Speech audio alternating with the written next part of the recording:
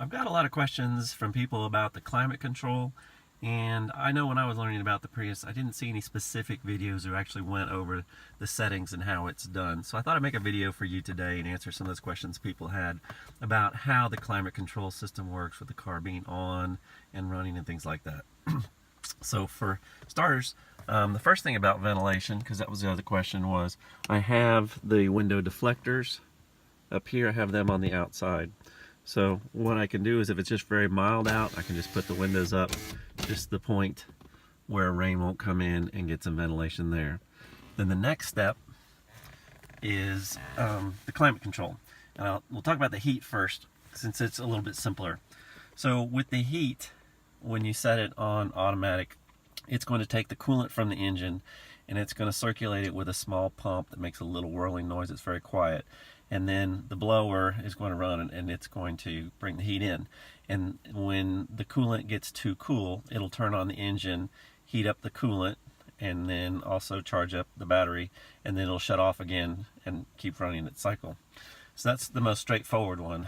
I haven't played with that a whole lot because it hasn't been that cold, but I have played quite a bit with the air conditioning. The air conditioning is a good bit more complicated in the process that it does. So we can put it on. Right now the car is turned on, but it's not running. So let's check where the battery is at. So you can go over here, go info, trip information, and right there. So we can see there's quite a lot of battery there. There's quite a few bars. It rarely ever fills all the way up.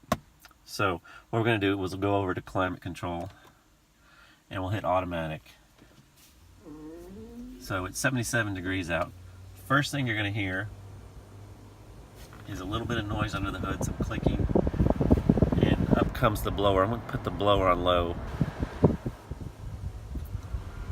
Okay, the next thing that came on was the big cooling fan.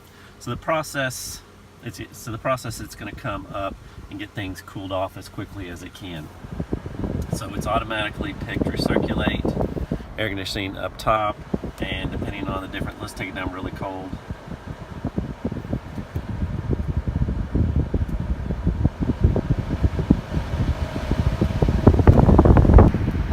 I'm going to put it on low so it doesn't blow on the microphone. So I'm just bumping it down all the way to low. And so what's happening is it's running an electric compressor, it's running a small fan, and then it's got the main engine fan blowing. Now as it comes up to temperature, it'll start backing down, and it'll back down with the blower. Eventually the main cooling fan will shut off and it'll just be a small fan that runs, and even that will end up shutting off for a while and then click, click, click. But eventually you're going to run out of battery.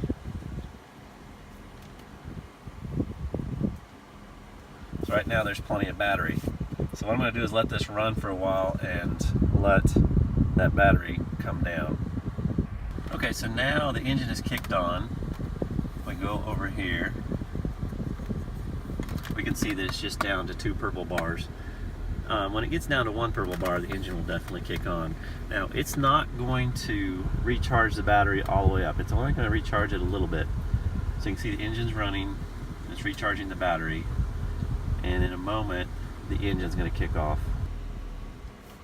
Alright, there the engine just kicked off, but the big cooling fan is still running. So I found the most efficient settings once you get comfortable in here is to go over, force it to stay on recirculate, that'll kick off the auto, force it to stay on the lowest fan, and then just set your temperature wherever you want to be comfortable. So this seems to use the least amount of electricity, because I found when the blower motor is up in this area, it definitely brings down the big battery fairly quickly. But if I force it to stay on low, just force it and recirculate, I found that's pretty good. So let's go check the battery. So battery is just on 2 bars, and since I set it on those lower settings, it should be a good long time before the engine kicks on. Now, a lot of people want to know how long is the engine on versus the engine off, and that completely varies by the temperature differential from the inside to the outside. So today's a mild day, it's not going to run much, and I have the blower on low and recirculate. But when I was running it down in Wilmington and it was over 90 degrees outside with 100% humidity, over a hot parking lot, I found that the engine ran. Okay, there the cooling fan just shut off outside, the large cooling fan. So now the only thing that's running is just the electric compressor and then the blower motor inside. Now, if you can get it to do that, where it's in that state without the big blower running outside, it'll go quite a while. So when it was really hot, I found that the engine ran, I would say the engine would run for 30 seconds and then it'd only be off for 30 seconds. So it ran a lot. But on a day like today, it might go several minutes, maybe even 10 minutes before it kicks on. So it just varies a lot, so it's just something you have to play with.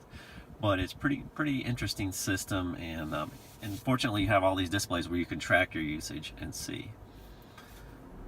So there, the outside cooling fan just kicked on, high-speed cooling fan. I'll let you hear that.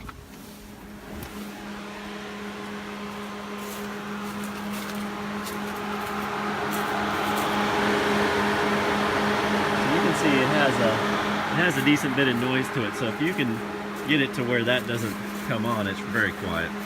Let's see if we can tell the difference between when that kicks off. Now, as a comparison, this is the sound when the engine is running and the high-speed fan is running, and it's a windy day. There the engine just kicked off, or the high-speed fan just kicked off and the engine's still running, and then the engine will shut off. Alright, so the air conditioner is running, and I don't know if you can hear it, but kind of a small whine. Just a small whine of the compressor running in there. And that's the small fan. That, if you're standing a few feet away from the car, you really can't hear it. When the big fan, there's the big fan. That one you can hear.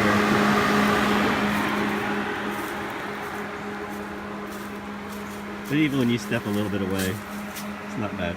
So it's a very complex system, and it's just amazing. This car is so amazing how it does all these things and the software and everything that runs it. But you can kind of monitor and get used to it. But it's a fascinating system, and it really is the biggest reason that I got a Prius. It was the #1 reason, was the ease of the climate control running with the car on but not running. And the gas mileage was definitely the second reason. But it's really fascinating. So I'm going to show you next about how to get the heating and cooling from the front to the back and still have your privacy. So option #1 for circulation is to put up the dash or the windshield sunscreen, which I made in another video, and then these side curtains, which are velcroed around. And so that's completely closed in, and you're going to get perfect circulation because your vents just blow all the way through the car. But the reason I've kind of shied away from that is for the really good stealth, I like it to where, like, if somebody's driving by, they can see through the front of the car from side to side and not have anything in the windshield. But when you do that, it cuts off circulation from the front. So that had to be reworked, and so I've done that with one new addition to the privacy curtain. So I'm going to take these back out and put the curtain up.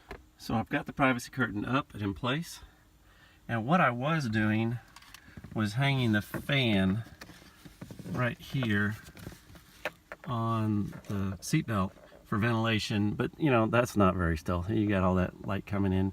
It's okay if you're sleeping, but I had to come up with a better way of getting that air from front to back.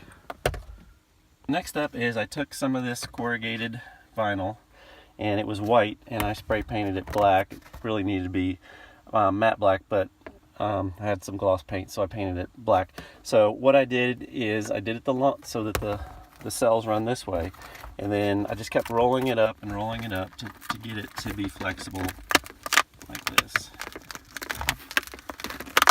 So anyway, so you end up with a piece that's very flexible in this direction, and then I'm going to put it right in here.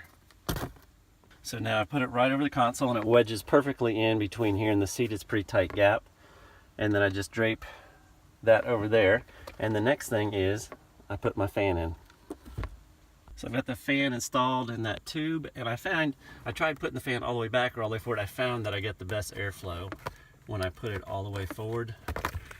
So we'll just turn that on,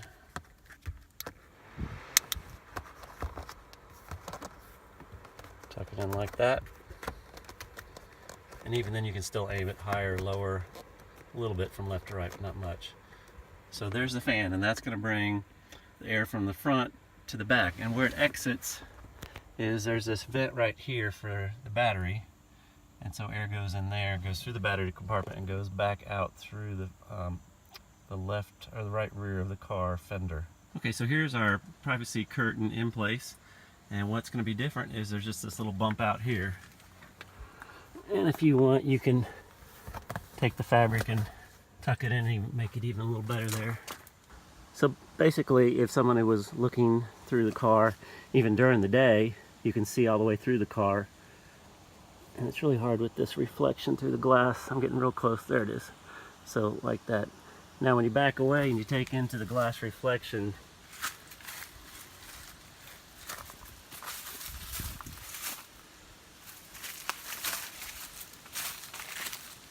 that's what you're going to see.